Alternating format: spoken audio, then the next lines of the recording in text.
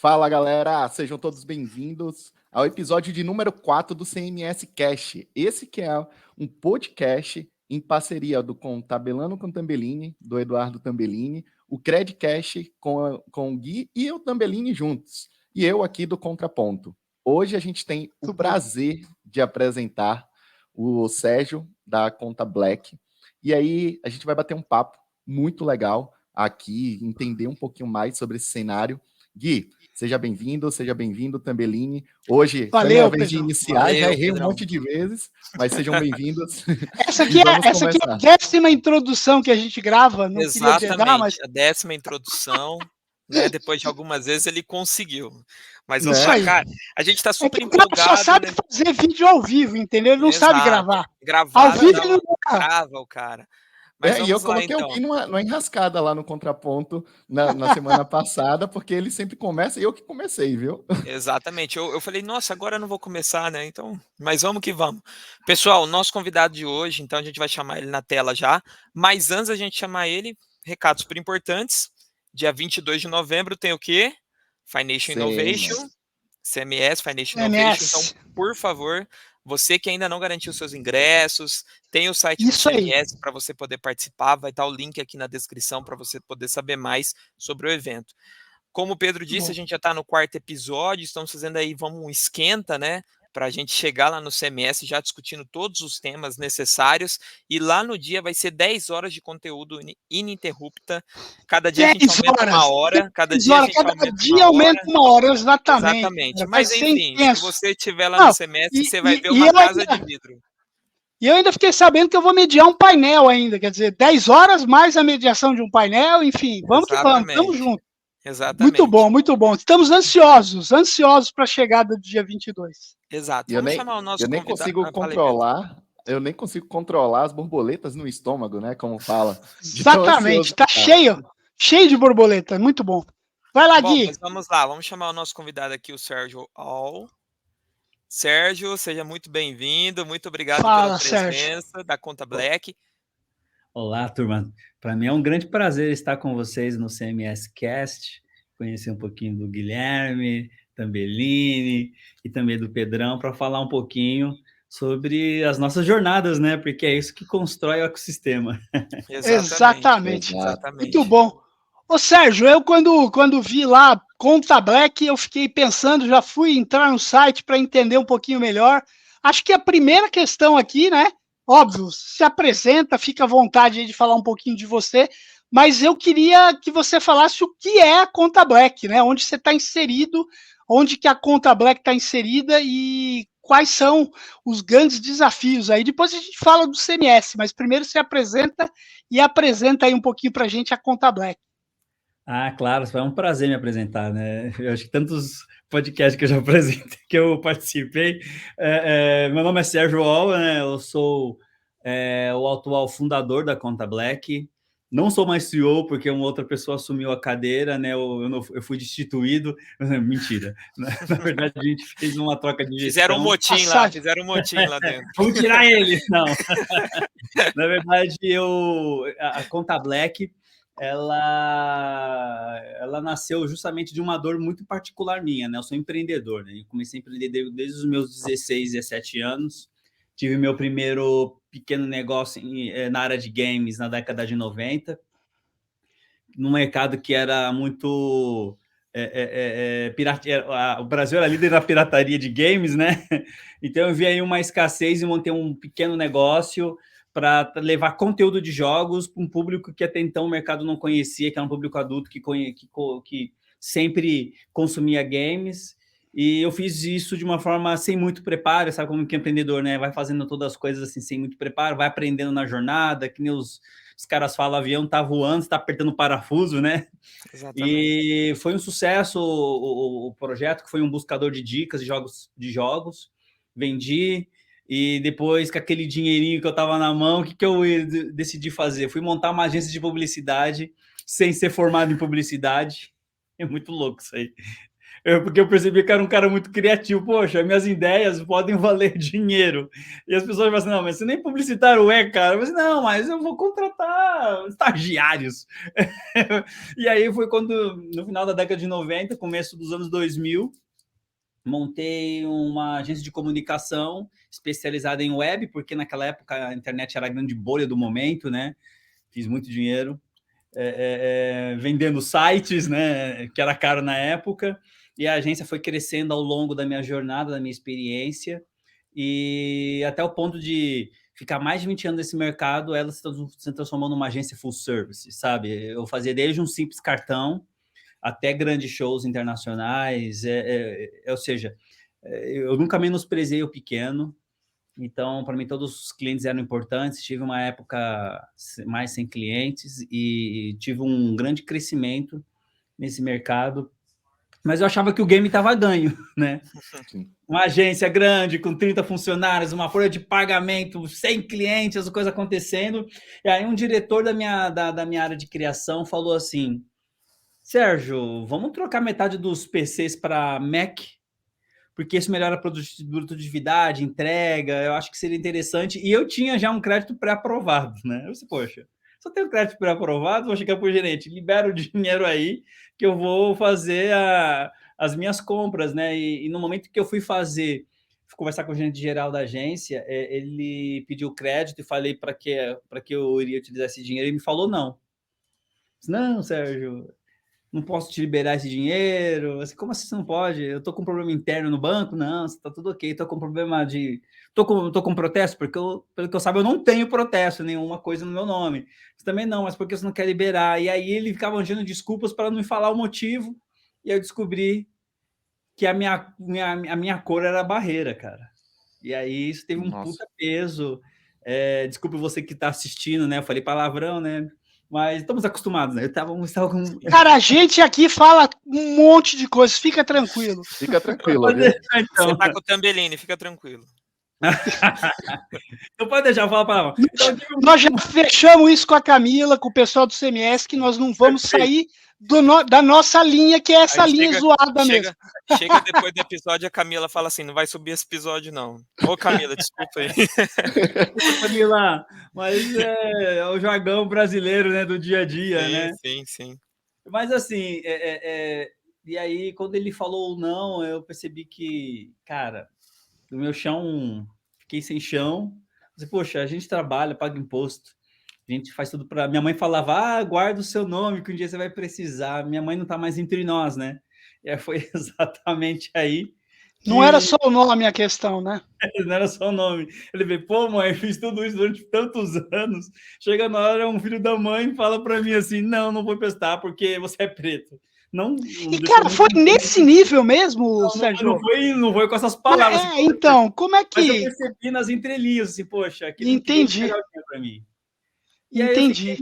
E aí bateu o espírito do publicitário. Assim, caramba, quantos Sérgios existem? Porque nas minhas condições, ter o crédito negado pela minha cor, ótimo. Ótimo não, quer dizer, nos males do pior, eu até entenderia. Mas aí fico imaginando o cara que já é preto, ou que é periférico, que tem um CEP, que Exato. Né, e que não tem acesso a crédito, existe todo um preconceito. Você imagina essa outra grande maioria. Eu fui fazer uma pesquisa, eu vi que o nível de desbancarização no Brasil era enorme. Sim. E aí o espírito do empreendedor falou alto, né? No momento que eu levantei da mesa, eu olhei para o gerente e falei assim, vou abrir um banco e sair.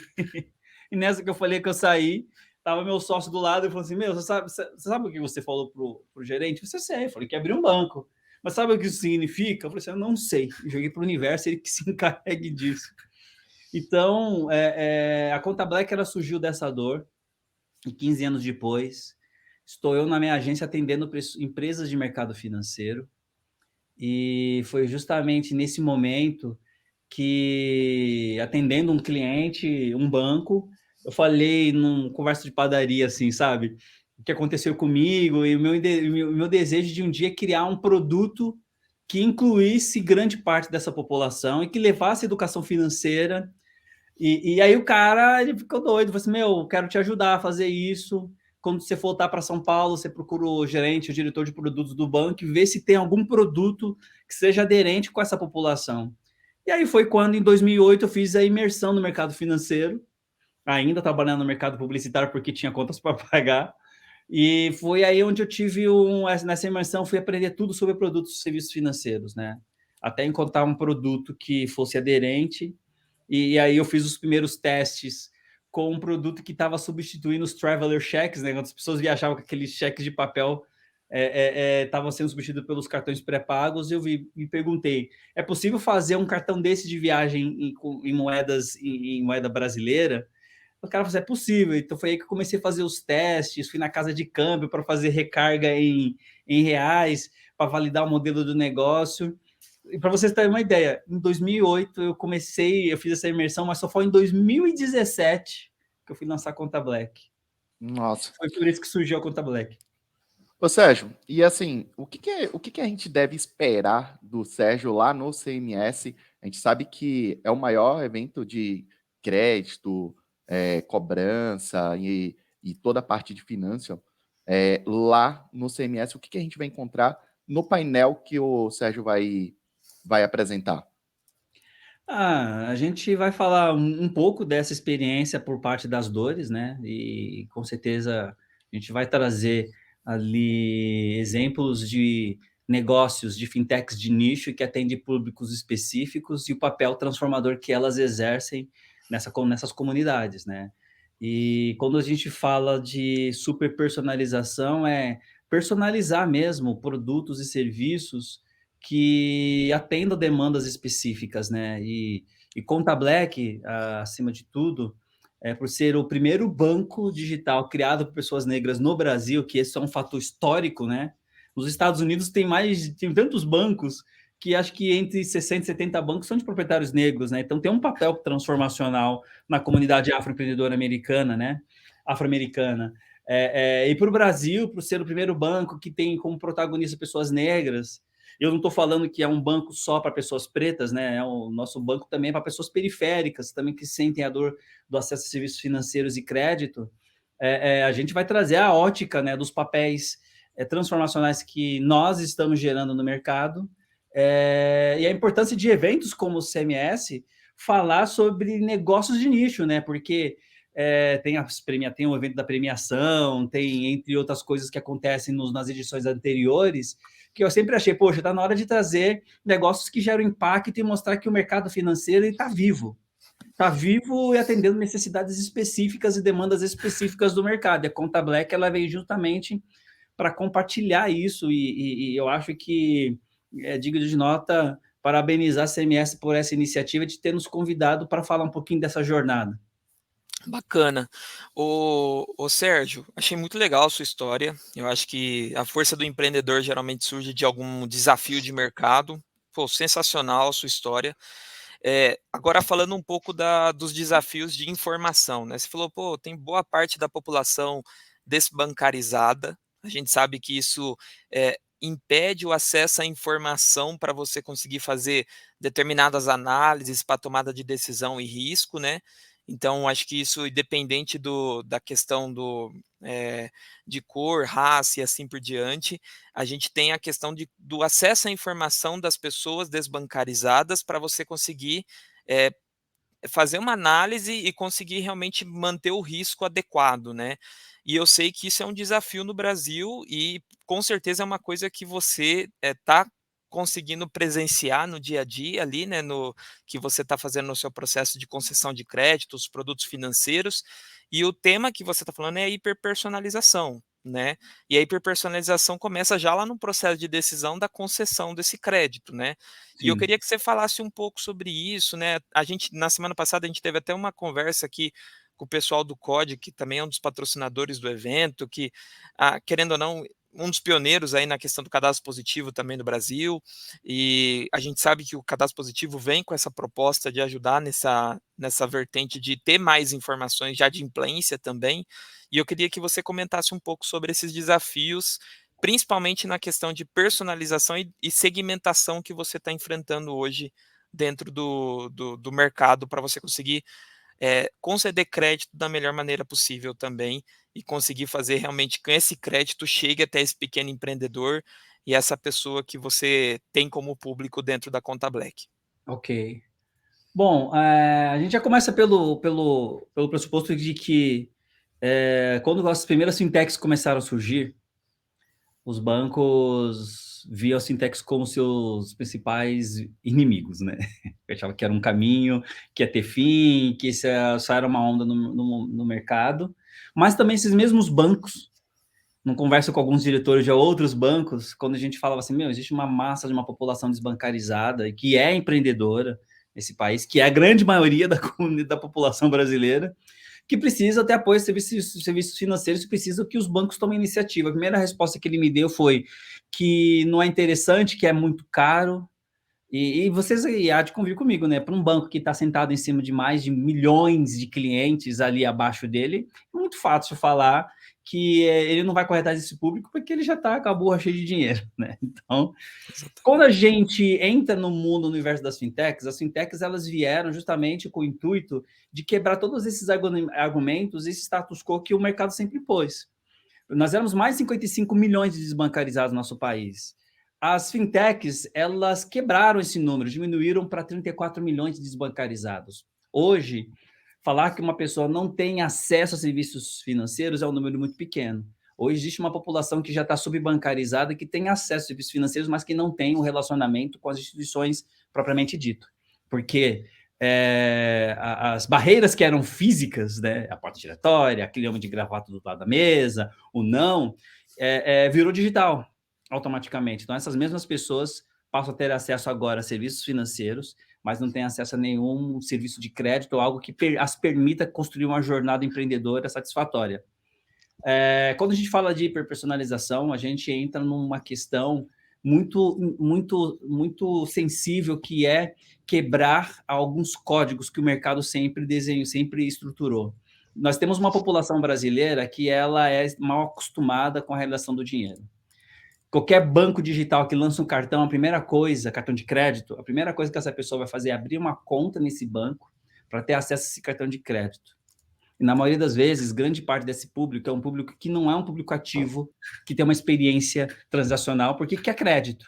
Então, o que a Conta Black fez para personalizar um produto que conscientize uma população que, para ter acesso a crédito, é preciso ter educação financeira? E eu não estou falando dessas educações financeiras que a gente vê aí, não. Faça isso, faça aquilo. Não. É uma educação financeira que conscientize que, para ter acesso a serviços financeiros e principalmente ao crédito, precisa estar devidamente capacitado e preparado. Um dos nossos itens principais de concessão de crédito é cliente ativo. Se o cliente não é ativo, eu não vou oferecer crédito, porque eu não conheço ele. Eu não sei, eu não consigo saber o quanto que ele gasta, tudo que ele consome no final de semana, no iFood, ou de Uber, ou na feijoada de sábado, no samba, ou o que ele faz durante a semana, quais são as contas que ele mais paga. Isso é que me dá a visão de construir um perfil transacional e possivelmente um perfil de oferta de crédito. Quando eu tenho isso, eu conheço meu cliente, eu tenho a certeza absoluta que a partir do momento que eu vou oferecer um serviço de crédito ali na ponta, eu vou mitigar a inadimplência. Sendo que 60% da nossa base de clientes não é Serasa, ou seja, não tem problema não consegue ter acesso a crédito e por isso não tem restrição. Por quê? Por uma série de questões que a gente já entende que já estão lá nos códigos, estão lá nos números, né? Então, a Conta Black, ela entende que dar o cartão Black, ele envolve a construção de relacionamento, que é o que a gente está querendo fazer, que é aquilo que os bancos não fazem. Eles vivem de taxa, eles têm um fundo garantidor, eles têm uma série de questões ali que para eles tanto faz como fez, né? Agora, imagine se o governo resolve penalizar as instituições que endividam seus clientes, ou seja, que a partir do momento que endivida, não constrói ferramentas para que eles possam se tornar adimplentes. Puxa, nós teríamos um mercado de pessoas conscientes em relação ao dinheiro. O brasileiro teria, dentro além da sua carteira, do seu RG, sabe o que seria? Eles saberiam qual é o score deles. deveria fazer parte da regra de educação financeira, como tem na Europa, você saber qual é o seu score. Então, o que a gente está fazendo como Conta Black é redesenhando a jornada dos nossos clientes para que ele tenha acesso a crédito através de educação financeira e ele tenha como objetivo e entenda que ele precisa ser um cliente ativo. E se ele não quiser ser um cliente ativo, tem vários outros bancos que ele pode abrir uma conta, ter acesso a vários tipos de crédito, créditos caros e se endividar. É isso.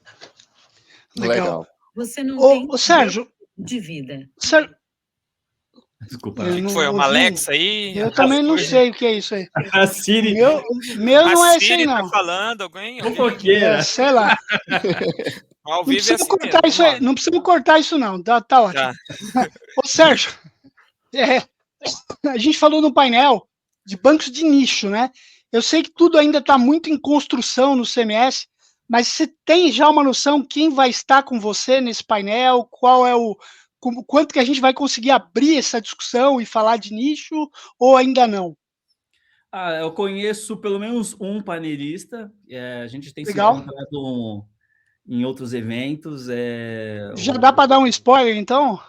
Não, dá. Um deles é fundador do EducBank, né? Legal. O Danilo Costa, ele é um cara que criou um banco digital para as escolas. Imagina que louco, né? Eu não sabia que legal. que ele, numa análise, fosse que de todas as escolas, mais de 50% das escolas não tem DRE, cara. Ou seja, precisa ter acesso a crédito, precisa de dinheiro para manter a escola, para manter os funcionários. E exatamente. Nossa, eu acho que ele, na próxima vez, ele vai explicar bem legal. Riqueza em detalhes. O outro panelista eu não tenho acesso a quem é, mas acho que vai ser uma conversa muito rica, porque a gente vai trazer visões e perspectivas diferentes, mas que todas estão atreladas ao crédito. É muito legal. Legal. E você falou da educação financeira, né? Que eu acho que esse é o... Cara, eu sempre falo que é o calcanhar, né, cara? E você falou, se o governo penalizasse pelo endividamento, né, cara? Até me dói isso, porque, cara, eu não sei se você conhece o Daniel é da Orpas, não sei se você já ouviu falar, é um cara que faz um trabalho também de comunidade aí muito forte, e eu lembro de uma palestra dele que ele fala muito sobre o quanto que o cidadão hoje ele acaba sendo exposto a uma propaganda, né, de que ele tem que ter uma imagem, tem que ter um status, ele tem que ter um tênis da moda. Eu costumo sempre dizer, a TV, né, de quantas polegadas tem que ser igual ou melhor do meu vizinho, do meu cunhado, né, que senão eu estou para trás. E isso gera, atrelado a essa condição de crédito abundante, vamos chamar assim, né, realmente um grau de endividamento. Então, eu acho que essa questão de educação financeira, parabéns aí para a Conta Black, porque essa é uma questão crucial. E aí, eu sempre falo, a gente tem que fazer a nossa parte, né? Não adianta a gente esperar isso do governo, de terceiros. Acho que se a gente puder fazer cada um a nossa parte, a gente vai fazer esse mundo ficar melhor. Então, cara, só parabenizar vocês aí pela iniciativa. Obrigado. Eu acho que as instituições, elas... Eu vou falar um pouquinho da minha história, né? Por exemplo, a minha avó, ela era neta de escravos. Você vê. E a minha avó, ela falava assim, filho, eu não podia abrir uma conta no banco. Era proibida de abrir conta no banco. E o que a minha avó fazia? Guardava dinheiro, ela trabalhava como diarista, ela guardava dinheiro literalmente embaixo do colchão. E grande parte dos patrimônios que a minha avó construiu foi comprando terreno, casa. Imagina, o que é para uma pessoa que até então ela era marginalizada pelo sistema financeiro, e ela fez patrimônio guardando dinheiro. Então, não tem um exemplo maior do que a minha avó, né? Para você ter uma ideia, a herança da minha mãe, na verdade, minha avó adiantou vendendo um dos imóveis para que minha mãe pudesse comprar a casa dela, né? A casa que a gente tem até hoje. E aí eu fico questionando qual era o papel social das instituições, né?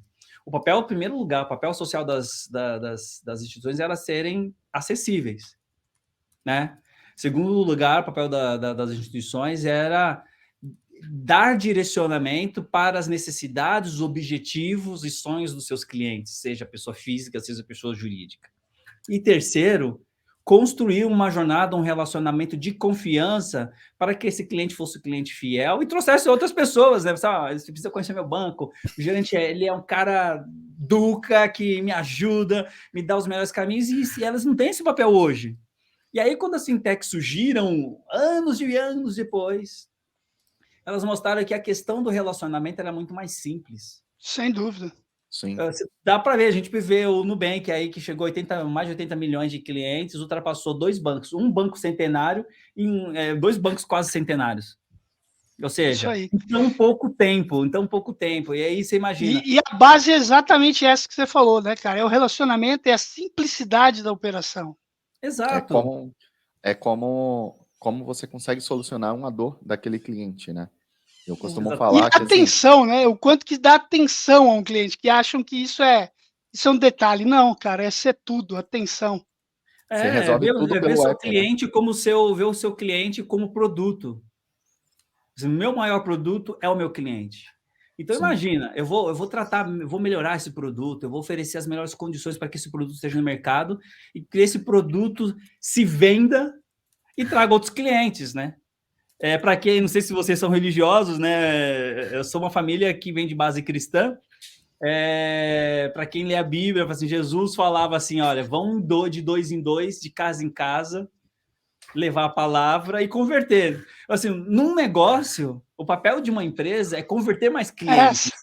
Exatamente. Imagina, se você não converte o seu cliente nunca vai estar satisfeito, vai falar assim: meu banco é uma porcaria, porque por isso, aquilo, o gerente nem me atende.